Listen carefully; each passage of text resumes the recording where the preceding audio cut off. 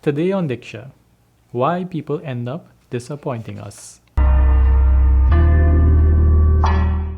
So it's a common thing in our world that we get disappointed.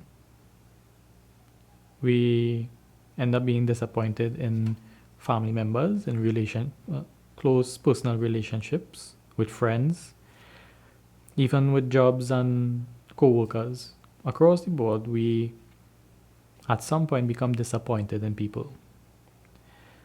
And well, the question is, has the person disappointed us, or have we been disappointed in the person?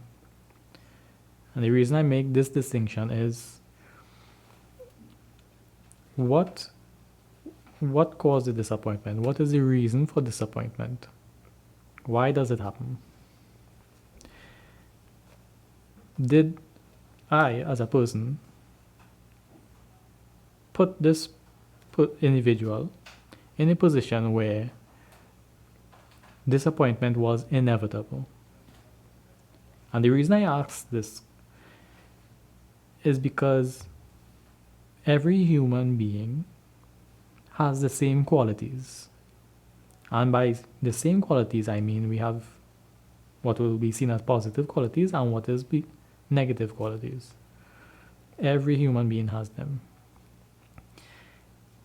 But we seem to forget that in the people we admire.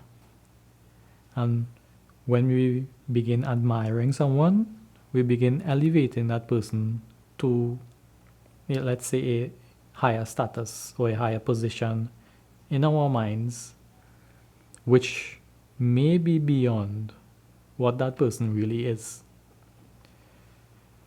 And let's say, in the extreme sense, we elevate a person to where they are faultless, where they can have no faults. Now, the danger in this line of thinking, or in this elevation of a person, is that I think it, in a way, dehumanizes that person, that individual, to the point where when we become aware of a quality which may be disappointing or a fault, we begin to, the image of the person begins to break down and they begin to disappoint us.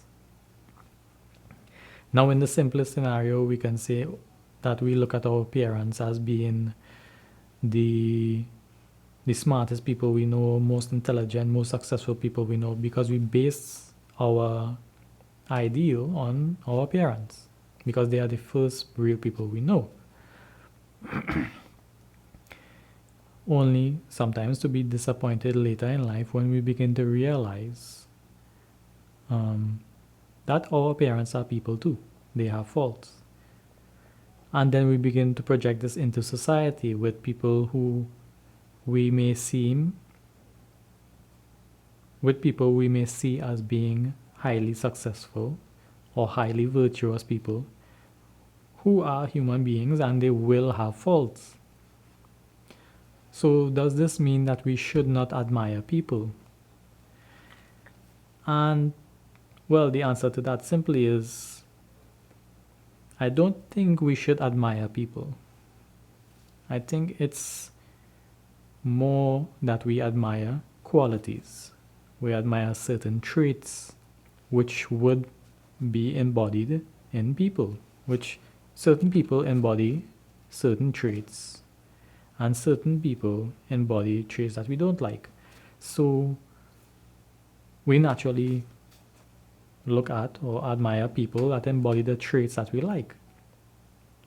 And we have to realize that in the given traits or the given qualities of people, nobody is going to embody all the qualities that we admire.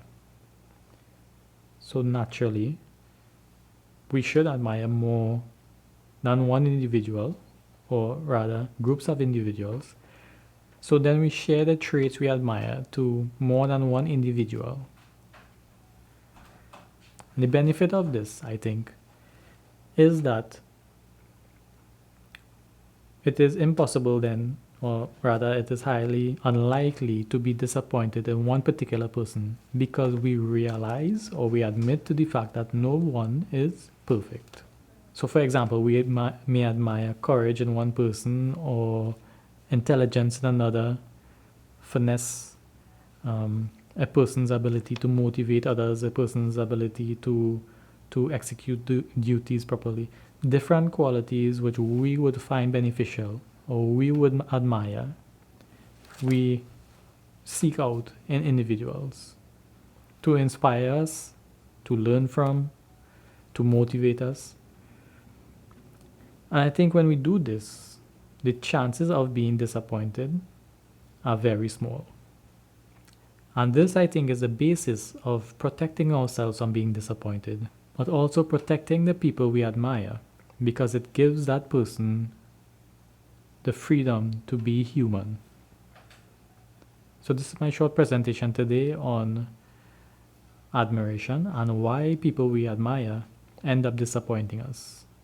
And I hope my ideas shed some light or guide us into a more open way of looking at people and will help us grow as individuals. So my name is Omkar, thanking you for joining me on Diksha, and I will see you next time.